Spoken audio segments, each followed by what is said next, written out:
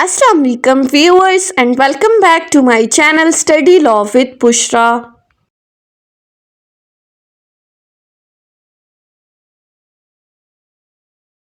So in today's video we are going to discuss the topic of can police officer release an accused person on its own or not? But before starting the discussion, I request you all to please subscribe to my channel and don't forget to press the bell icon for latest updates. Do share this video with your friends and don't forget to comment your feedback. So let's move towards the discussion. क्या police अपने behalf पे किसी भी accused person को रिहा कर सकती है या नहीं? इसके साथ जो हमारा सेक्शन डील करता है वो है section 169 of CrPC. Section 169 of CrPC को अगर हम देखें तो उसका टाइटल ये कहता है release of accused person when evidence deficient.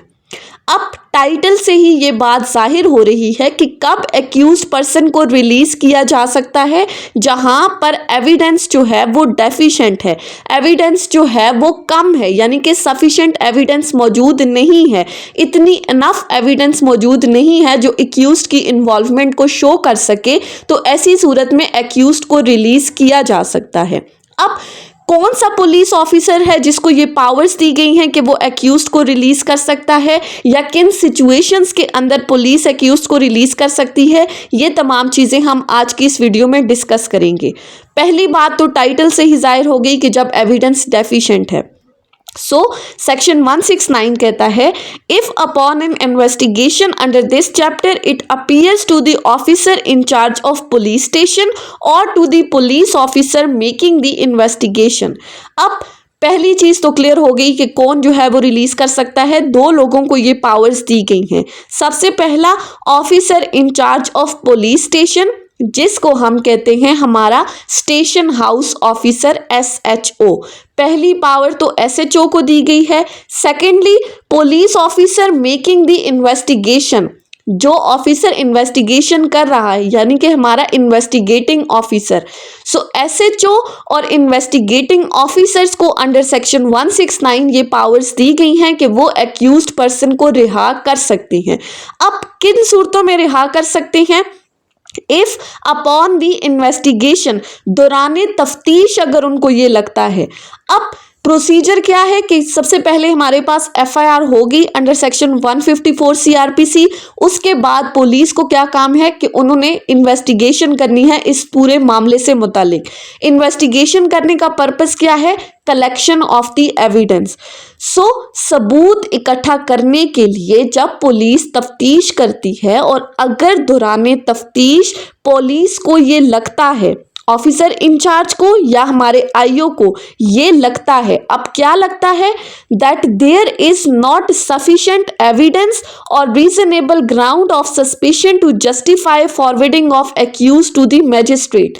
पहली बात कि अगर तो सफिशिएंट एविडेंस मौजूद नहीं है, अगर तो इनफ एविडेंस मौजूद नहीं है जो कि एक्यूज्ड की ऑफेंस के अंदर इन्वॉल्वमेंट को शो कर सके कि एक्यूज्ड ने ये ऑफेंस कमिट किया है या नहीं, अगर तो सफिशिएंट एविडेंस मौजूद नहीं है जो कि एक्यूज्ड को रिलेट कर सके उस ऑफेंस के साथ, या फिर सेकेंडली रीजनेबल ग्राउंड मौजूद नहीं है, पुलिस को ये नहीं लगता कि इस बंदे ने कोई ऑफेंस कमिट किया है और इसको मैजिस्ट्रेट के सामने for the purpose of the trial लेके जाना ज़रूरी है या नहीं। पुलिस ये समझती है कि ये बंदा इनोसेंट है, इसको फॉल्सली जो है वो इस FIR के अंदर नॉमिनेट किया गया है, इस बंदे ने किसी भी तरह का कोई भी ऑफेंस कमिट नहीं किया।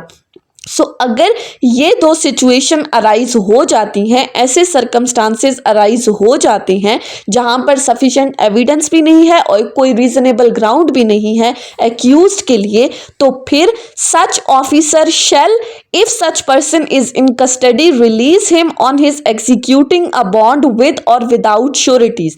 तो शेल का वर्ड यूज हुआ है, मैंडेटरी प्रोविजन है कि पुलिस ऑफिसर के पास ये पावर है कि वो उस पर्सन को रिहा कर सकती हैं, उससे बॉन्ड लेकर विदाउट श्योरिटीज या विद श्योरिटीज वो किसी भी तरह से उससे मचलका लेकर उसको रिहा कर सकती हैं।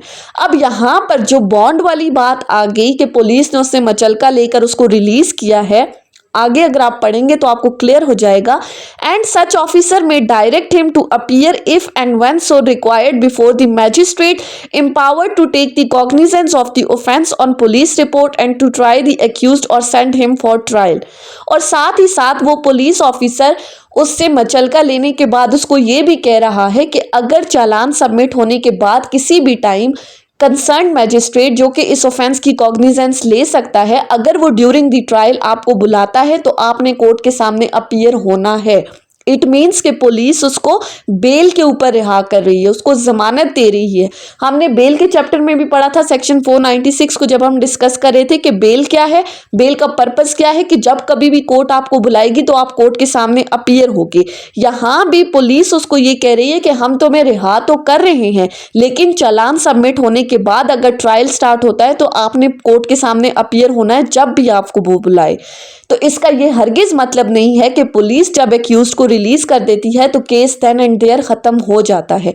नहीं, पुलिस ने अपनी इन्वेस्टिगेशन कंप्लीट करने के बाद अपनी फाइंडिंग्स जो हैं उस पूरे केस से मुतालिक एक रिपोर्ट के अंदर लिखकर कोर्ट को सबमिट करनी होती है, जिसको हम कहते हैं सेक्शन 173 की रिपोर्ट। और नॉर्मल वर्ड्स में या हम कोर्ट की लैंग्वेज में या प्रैक्टिकली लैंग्वेज में हम उसको क्या कहते हैं कि पुलिस ने चालान सबमिट करना होता है तफ्तीश मुकम्मल होने के बाद। अब ये चालान हम ऑलरेडी डिटेल में डिस्कस कर चुके हैं, उसका लिंक भी मैं यहाँ पर अटैच कर देती हूँ। चालान के हमारे पास 7 कॉलम्स होते हैं।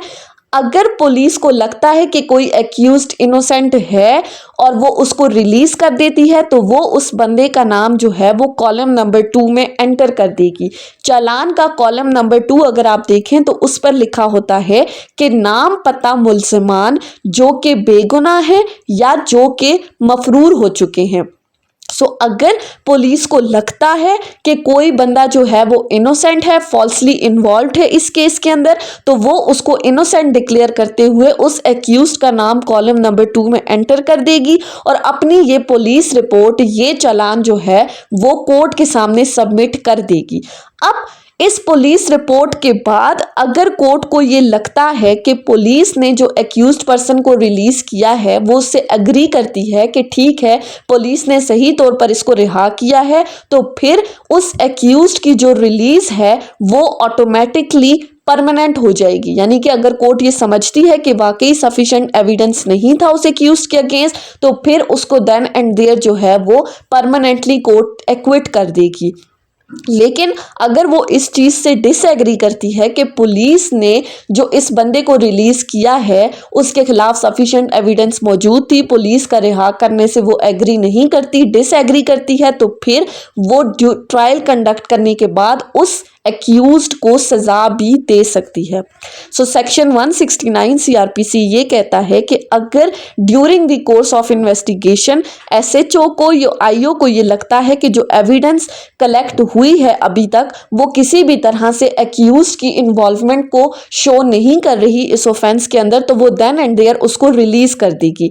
लेकिन सफिशिएंट एविडेंस को इंटरप्रेट करने की ज़रूरत है कि इस सफिशिएंट एविडेंस से मुराद ये है कि इन्वेस्टिगेटिंग ऑफिसर इतना कॉम्पिटेंट हो कि वो इस चीज़ की असेसमेंट कर सके, इवैल्यूएशन कर सके कि जो भी material during the course of investigation तफ्तीश के दौरान हमने जो मटेरियल कलेक्ट किया है उससे किसी भी तौर पर एक्यूज्ड जो है वो मुल्जिम साबित नहीं हो रहा, एक्यूज्ड को फॉल्सली इन्वॉल्व किया गया है इस एफआईआर के अंदर, उसके अगेंस्ट सफिशिएंट एविडेंस नहीं है, तो वो उसको रिलीज कर देगी। हाउएवर उसके बाद जब पुलिस अपना ये चालान कोर्ट के अंदर सबमिट करेगी तो उसके बाद अगर ड्यूरिंग द ट्रायल कोर्ट इस बंदे को बुलाती है तो इस बंदे का काम है, इसके लिए कंपलसरी है कि वो कोर्ट के सामने अपीयर होगा।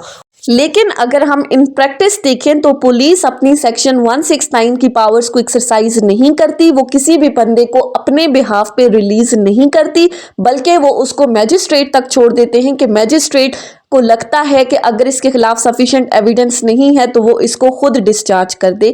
हालांकि पुलिस को क्लियर कट मैंडेटरी पावर्स दी गई हैं इस सेक्शन के अंडर, लेकिन वो अपनी इन पावर्स को एक्सरसाइज नहीं करती। सो ये थी हमारी आज की डिस्कशन सेक्शन 169 के ऊपर। आई होप कि आपको ये लेक्चर समझ में आया होगा कि पुलिस के पास क्या क्या पावर्स हैं, कि वो किन सिचुएशंस में एक्यूज्ड को रिलीज कर सकती है और कौन सा पुलिस ऑफिशियल रिलीज कर सकता है। So that's all for today's lecture. अगर आपको ये वीडियो अच्छी लगी है तो इस वीडियो को लाइक करें, कमेंट करें और चैनल को जरूर सब्सक्राइब करें। Thank you so much for watching this video. Till then, अल्लाह हाफिज।